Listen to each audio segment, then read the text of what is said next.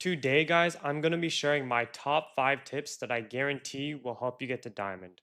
These tips are used by all the top players, and even if you're already in Diamond, these tips can help you climb to top 10k, top 1k, and beyond.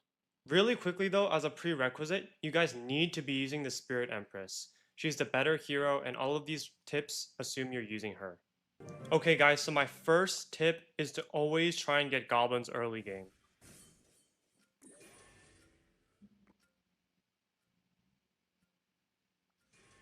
Now, if you get goblins early game, well, you'll get an extra goblin from the goblin trait, meaning you get an extra merge, and you can sell that goblin for an early elixir lead, right?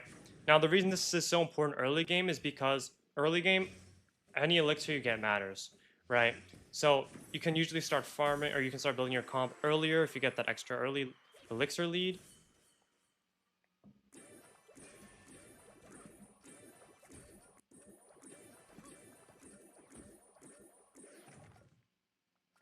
Oops, bought the wrong thing there, but anyways, you can start building early if you have early elixir, and also in a lot of rounds where you have bad RNG, let's say you go to round 3 without any merges. If you stick in 2 goblins in that round, then you'll get an extra merge, right? Usually, you can sell that, you'll get an extra 3-4 elixir, whatever, and then that'll give you a higher chance of getting a valuable merge chain going. So that's how you can combat RNG a lot of the times, actually goblins.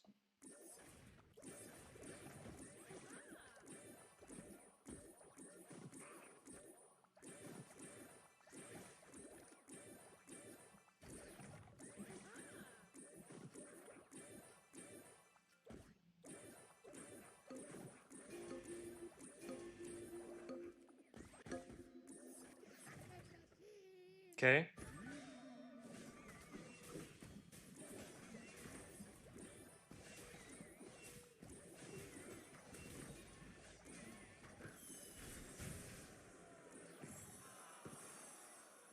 So the biggest way I combat bad RNG starts is goblins, and these are so underrated.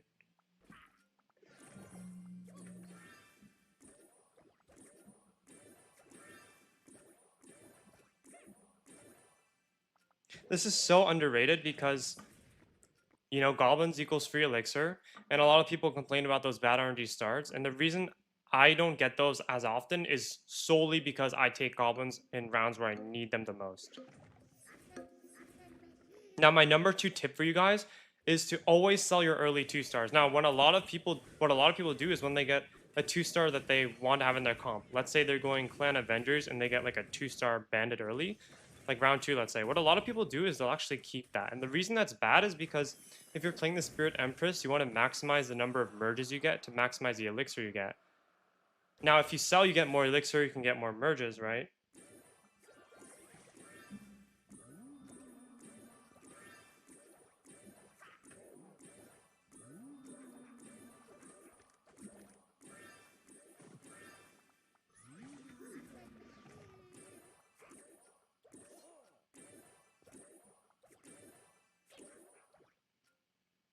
And you can get more merges, right?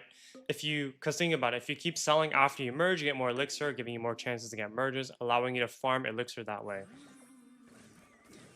Now, my third tip for you guys is to farm first and build later.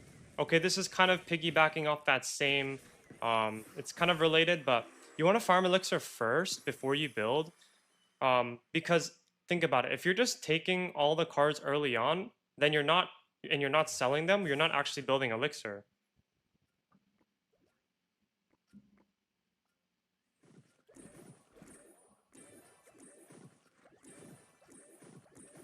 I'm trying to block the bandit here if I can.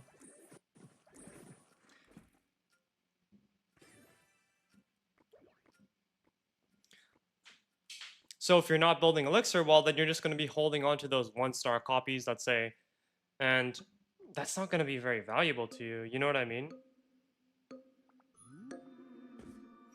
So if you farm first, well, the positive of farming first, right, is, well, you'll have more elixir to work with, and you're not actually restricting yourself to one comp. If you farm first, you'll have so much elixir early on that you can pretty much max out any comp you want at one go. That's why that's super valuable, because if you're just taking cards early on, well, then you're committing to that one comp and you're getting under leveled.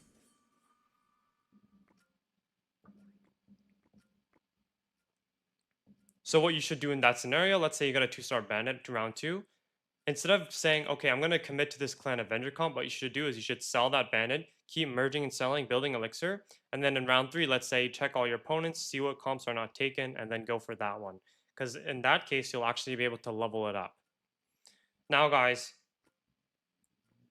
my 4th comp is to check your opponents every single round. You see how often I'm checking this guy? The reason I'm doing this is because checking your opponents gives you so much valuable information. One, it tells you which cards are left in the pool. For example, let's look at something simple.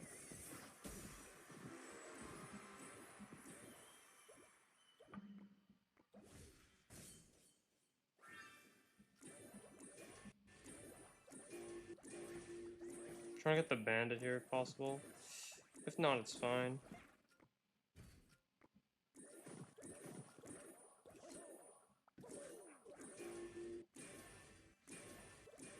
I'm not sure where the bandit went, guys. Anyways. Guess it looks like we're not getting it. Anyways, guys.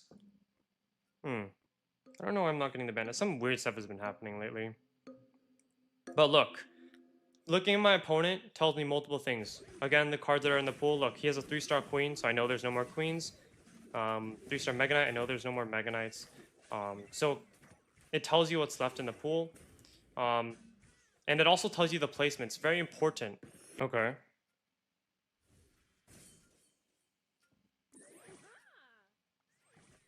Anyways, the reason those things are so important are because, let's say somebody has a, like that guy. Let's say that guy did have a 3-star queen. Well, then you can't get any more queens, right? That's a very simple example.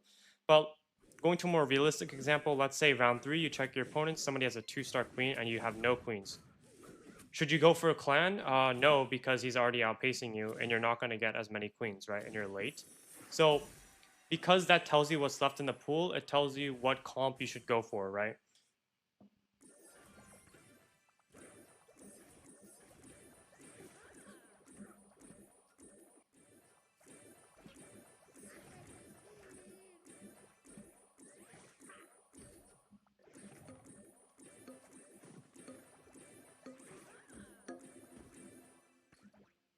Look, I'm checking right now, okay? We got some Archer, Dark Goblin, Dark Goblins.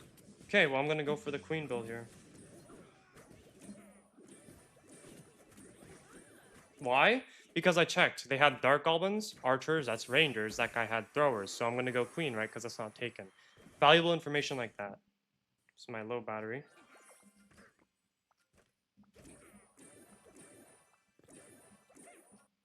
Nice.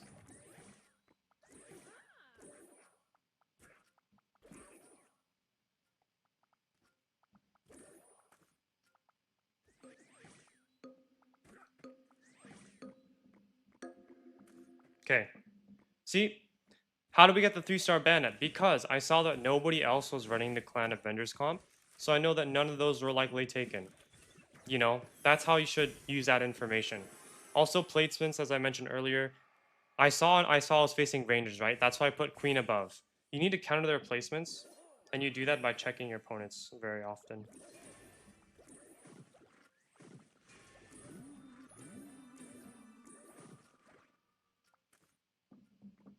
Okay.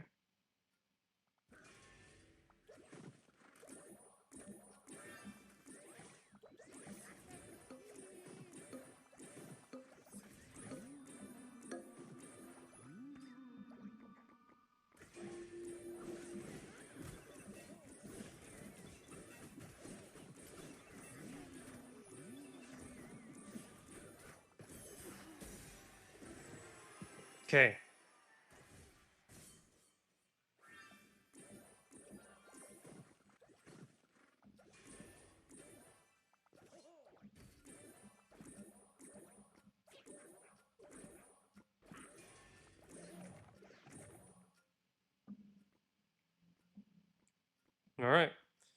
Now, a lot of you might think that was risky, and I'll explain my reasoning there. So what I did is I actually sold the 2-star queen. A lot of you guys might be like, what? Why? And the reason I did that is because first I checked all my opponents, okay? I saw nobody had the queen, right? So there's likely not somebody just holding a 2-star queen on their bench in round 4 because it's expensive, right? People still don't have that much elixir. So I sold it because I had a queen already in my bench, right? So I can, I know I'll get another queen. And by risking that, I maxed out my Valkyrie and my Barb.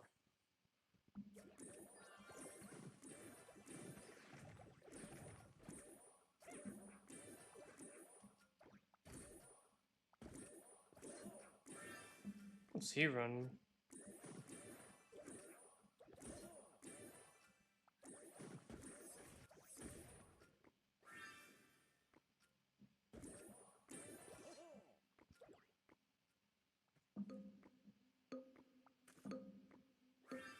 Okay. So, look, in a more, I guess in a better scenario, I would have gotten my queen back. Um, but on average, that play usually works for me because I can just get it right back usually, and I'll have even more to get. All right. All right, pretty clean game. Okay, guys, the final tip is to force the same comp. Now, I'm not going to go in a game for this one because it doesn't really require gameplay for it. But below Diamond, a lot of the players aren't very skilled. They haven't mastered the fundamentals. So if you can force the same comp, I think you guys should force Clan Avengers. You can usually do it faster than them. You can do a better job at getting it. So forcing the same comp, I think, is good. It gives you practice with that comp, and usually just able to outplay a lot of people. And yeah, get up to Diamond like that. Okay, guys, those are my top 5 must-know tips to hit Diamond and beyond in merge tactics. I think if you know how the game works already, like what traits are very simple, like very, very basic stuff. I do think those 5 tips are enough to carry you up to Diamond and honestly even operate at a high enough level if you get enough practice in. Thank you guys so much for watching this video, and I'll see y'all on the next. Peace out.